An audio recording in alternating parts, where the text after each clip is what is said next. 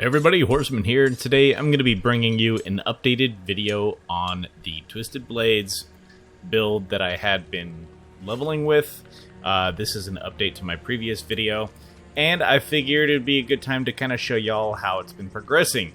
I will say that there's been some changes to the build, of course, as time went on, as drops came about, especially when I came to World Tier 4, which allowed me to get some items that I did not have previously, as well as some additional bonuses. So, considering that my character's name is Pestilence, I wanted to make sure that I lived up to that name, which is why this is a poison build. I am mostly focusing on damage over time. I am mostly focusing on my poison imbue and making sure I do as much poison damage as I possibly can. That being said, I am currently, let's see here, going through my stats. Damage versus poison, I'm doing 31%, but damage with poison, I'm close to 100%. Damage with poisoning, an additional 63%. Damage over time, that's a shadow over time. Imbued, 163%. And then damage with imbuement, an additional 37%. So, needless to say, when I go in there and actually perform my imbues and get things going, I have been watching my enemies die a slow and painful death. That's kind of the whole point. Just watching them get into what I call poison death, where their entire bar, the health part of it is gone, and all you see is the downward creeping of their health bar via poison damage. And it's been really fun doing it that way. As far as my gear is concerned, I've got an updated version of this where I'm now healing 40 life per second for each close enemy. Again, this is something that helps me to stay alive, especially when there's a lot of enemies nearby. When I hit a crowd control enemy, there's up to a 30% chance for that crowd control effect to spread to other unaffected enemies. Again, this is something that I heavily rely on because rogues are a little bit squishy, and I'm putting most of my bonuses into imbuement and poisons and stuff like that, so I want to make sure that anything I can do to control who I'm attacking is going to be helpful. Does this work? Yes it does. I go in there, I daze, and then I hit enemies, and then that spreads to the rest of the group that I'm attacking, so that has been very, very, very helpful. Just got an updated Grasp of Shadow, which now granted, the actual lucky hit bonus there, it did go down from 33% to 30%, but that's fine because I was also only getting +1 rank to all core skills. Now I'm getting +3. So now my Twisted Blades is sitting at 8 over 5, so 8 skill points when the max is 5. And my poison with the rest of all my gear here is now, or my poison imbue, is now sitting at 10 over 5. So I'm making sure I'm putting as much bonuses to the things that it's going to deliver my poisons as much as possible. For my pants, upon taking damage from surrounding enemies, you drop a smoke grenade and dodge the next 6 attacks within 10 seconds. This effect can only occur once every 45 seconds. Again, this is going to be a passive defensive skill, so I want to make sure that I can mitigate as much of the damage as possible.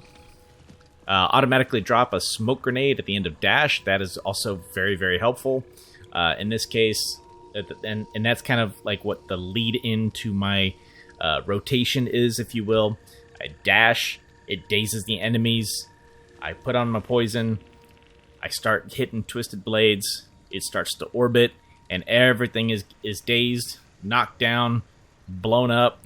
It really works out very, very well. And the whole point is to get all these enemies into poison death as soon as possible. Alright, for the bow, my imbuement skill effects have 76% increased potency against vulnerable enemies. I don't have a whole lot of ability to make them vulnerable, but the enemies are getting vulnerable, and this is probably most effective towards bosses because my puncture if enemies are taking 2 of those punctures, then they become vulnerable. And so this is going to help more so for like single targets or elites and things like that. So that's really the main reason why I'm using that. For my necklace, you'll notice that I have heavy and skill bonuses to my imbuements, +3 ranks to my imbuement skills. I also have damage reduction from distant enemies and my cutthroat skill damage. So my Twisting Blades is a cutthroat skill. The heart that I have in there, after spending 165 of your primary resource, your next attack stuns enemies. Again, that's another CC. CCs are very important. I have more imbuement skill damage, more poison damage, or more damage towards poisoned enemies, and critical strike damage with imbued skills. So this was a great ring that I had found, and this is definitely different from what I had used previously. In here, critical strikes with poison imbued skills have up to 10% chance to create a toxic pool, dealing an additional amount of damage. So this is, again, very helpful. So not only am I poisoning them with my attacks, but they're also standing in poison, and their health just kind of goes bye-bye. When you use the heart here is a brutal heart. When I use a subterfuge skill, leave behind an unstable shadow decoy trap. So this is something else that is going to help with my survivability, because when I do dash in there, it's going to leave a little dude there, and that little dude is going to taunt everything around it. So they're dazed and they're pissed, and they're not pissed at me. They're pissed at this little shadow guy, and that shadow guy is going to eventually blow up and do 4,000 damage to everything around him. So very helpful, but also if I need to, I can also drop another one with Dark Shroud. All right. With my other ring, I found more critical damage with my imbued skills, damage to close enemies. Everything's within melee range, so this can be very helpful. Every third cast of puncture is poison imbued. This is just an additional imbuement of my poison skills to get it out there if necessary, or if my poison imbuement is on cooldown, whatever have you. Is it a mandatory thing to have? No, not at all, but it's been helpful. So, and I haven't really found something that I really want to replace it with, so here we are. It's also a really crappy version of it, but I can't seem to get another one to drop, so it is what it is. The Wrathful Heart on here is what's important, though. The Wrathful Heart on here is Vile Apothecary, and it is a heart that can only drop in World Tier 4, and it is really helpful. Attacks have a 14% chance to apply all imbuement effects at 82% of normal potency. You do not have to have Cold and Shadow equipped on your at all. You can just go in there, and it'll automatically take that 14%, and you could chill them, or you can end up doing a whole bunch of extra shadow damage. So when something dies, you'll just see all these shadow explosions, shadow damage over time. And I think that this is one of the things, especially later on in the game, that is going to be absolutely mandatory to help you clear out higher end content. Some people may argue, well, Barber's better, and honestly, it could be. I haven't tested it yet. Because I have yet to have one drop, but I have had great success with this heart for this particular build because my focus is on damage over time. Okay, so for the weapons, I do have Shadow Clones also mimic my imbuements, so considering that I'm going to be popping off a bunch of Shadow Clones, and I'm also focusing on getting my Shadow Clones to the cooldown to be reset quickly, which is why I'm not taking the combo point specialty. I want them to also be performing those poison imbuements and poison attacks in order to, once again, get them into poison death as soon as possible. On bosses, even in Nightmare Dungeons, I'm starting to see bosses get into poison death at even 3/4% health. So 3/4% of their health bar. So it's been quite nice, and I'll do some demonstrations here in a little bit. Asher's Kanjar I'm not sure if that's how you pronounce it, but this is not a mandatory thing. This was just fun to have. I did not have a real great secondary legendary passive here, so I figured when this dropped, I'd have some fun. This definitely does help in terms of getting more attacks out there faster, especially when I want to get my cooldown on my Shadow Clones back up real quick. I'm able to get my puncture out there a lot faster, therefore my energy's coming back faster, so I can spend more energy on Twisting Blades so I can get my cooldown return faster. So it all comes back. It all comes back. For my gems, as you can see, I am using a lot of damage over time for the weapons. I'm getting some additional health as well as some damage reduction while fortified. Alright, so that's it for the gear. Let's go ahead and look at my specializations. As I said previously, this has not changed. I am using preparation. I am not using combo points. Some people like to use combo points on Rogue, but I want my ultimate skill reset as quick as possible. In terms of my skill tree, nothing has changed from my previous video. This is all the same, so I'm not going to go over this again. The only differences are that I have some additional points in my Poison Imbue, and I have additional points in my Twisted Blades because of my gear.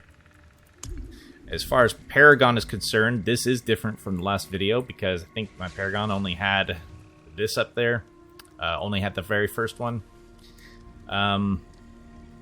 The first board that I chose was the one with the Eldritch Bounty. This is going to be your Poison Imbue Paragon board. I wanted to focus on getting some additional Imbue skill damage.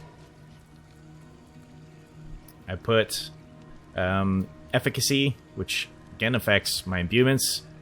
Got more Imbue skill damage, and I didn't go with the potion healing. I didn't go with resistance to all elements because I think that is absolutely useless right now. I just wanted to focus on my non-physical damage, my imbuement damage, as much as possible. For the other board, this was the board for vulnerable damage. It's not a heavy emphasis on, like, in other words, it's not mandatory. You can kind of fudge what you want to at this point in time because my focus really isn't doing vulnerability damage. It's more focusing on non-physical damage, but it's helpful to have, especially on single targets, so that's why I'm still kind of working towards getting this one here, the Exploit Weakness. Whenever you deal damage to vulnerable enemies, they take 1% increased damage from you for 6 seconds. But again, it's not a focus, but it was a place where I can put this here. This one here, where this is Bane. Poisoning damage effects or have a 10% chance to deal double damage. I want to do as much poison damage as possible, so trying to hit that as hard as I can. For this particular board, I'm going to be focusing on getting some additional strength. I'm going to get my legendary node here.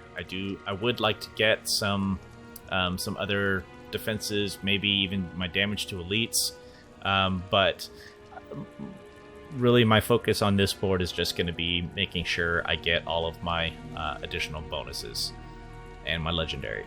So I'm level 74 now, so I still got quite a bit to play with until we get there. Okay, so that's really all the changes that we got going here. Let's just go ahead and go have some fun. So I'm going to pop a Nightmare Glyph, and we'll go and get things done.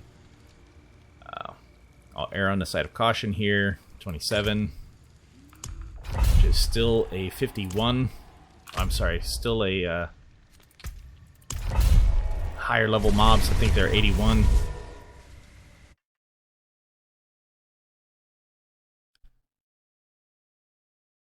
But this should be fun.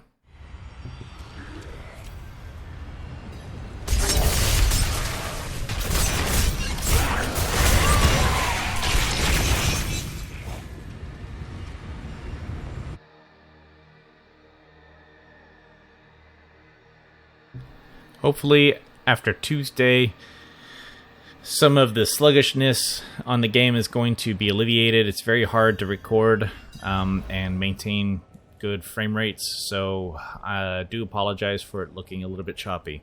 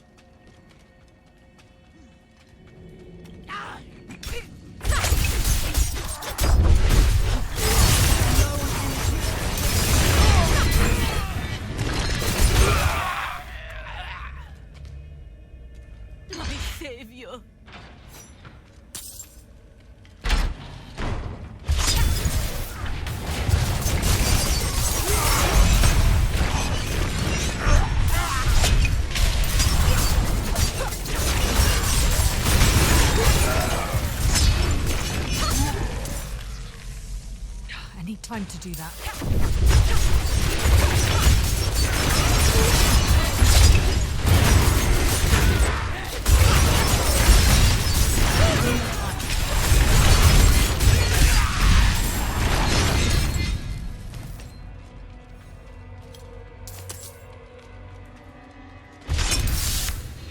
I need more time.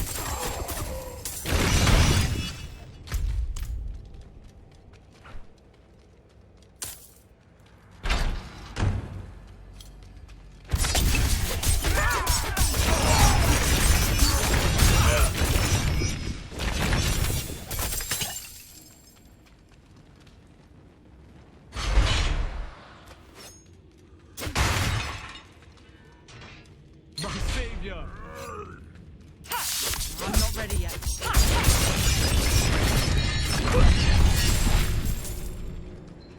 Rutger, we raid for flesh. New moon. Go to the cells. The new ones are weak. Feed them to the max. We need more meat. Florida.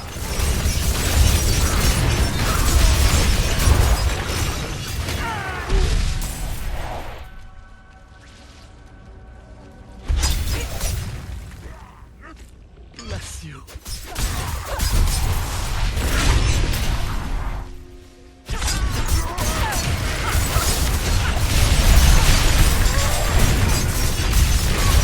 I'm not ready yet.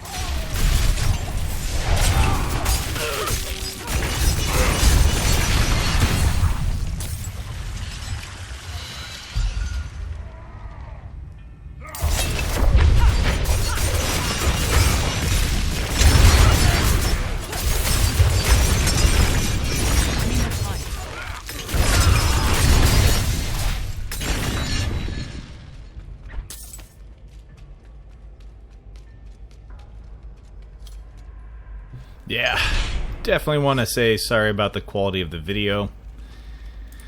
Recording has been difficult. Game's just not optimized very well. I don't have this problem when I'm not recording. I can maintain a fairly stable 60 frames. And at the same time, if I use a different recording platform, I can't record voice at the same time. I don't know why. Nothing can be easy. I was kind of hoping that Butcher would pay me a visit. I'm not ready yet. Yesterday, I had 5 visits from Butcher. 5. He didn't drop a single horse armor for me. I was so upset. Man, the frame rates suck. See it, taunts? I'm not Go ready in there yet. and just blow them up. Out of energy.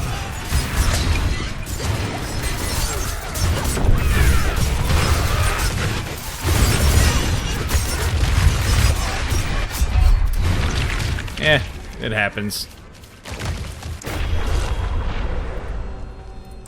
Oh, good. Gotta run a marathon to get back.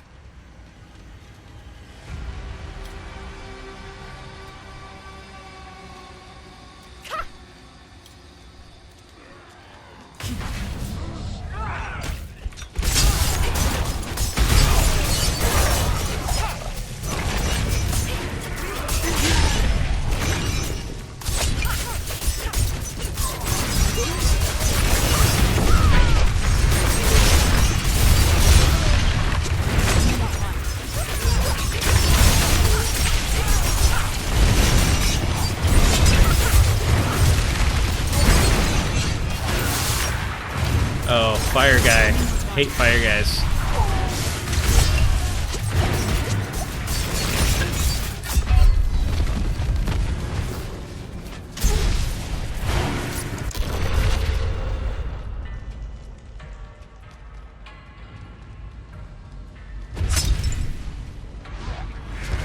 I need more time.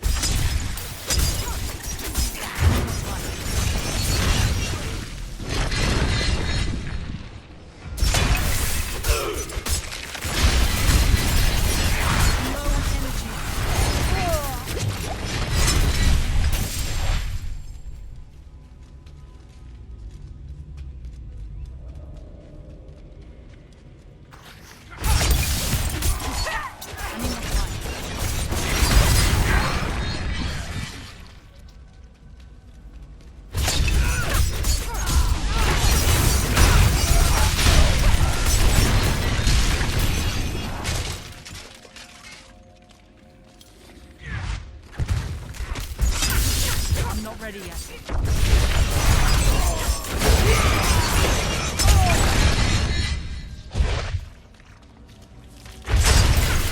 I'm not ready yet.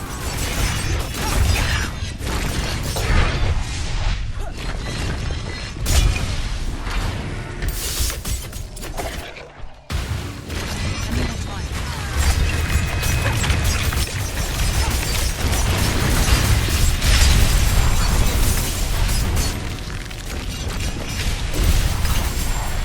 I'm not ready yet.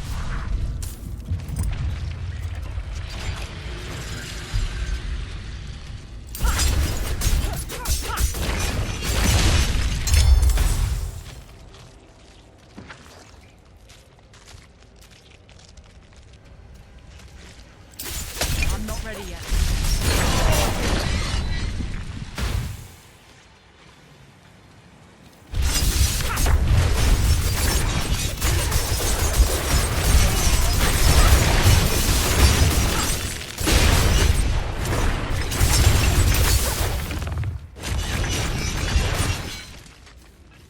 I'm not ready yet.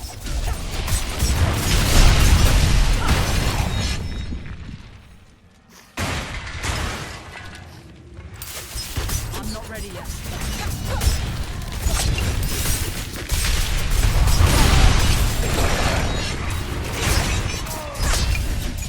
Any more time?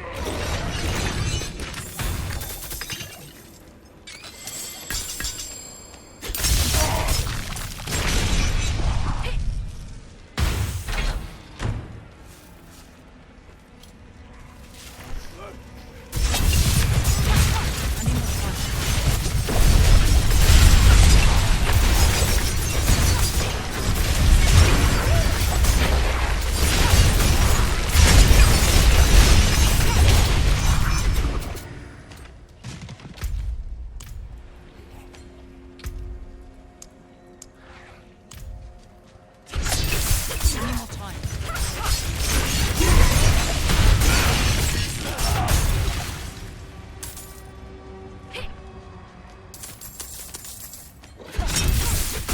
Any more time?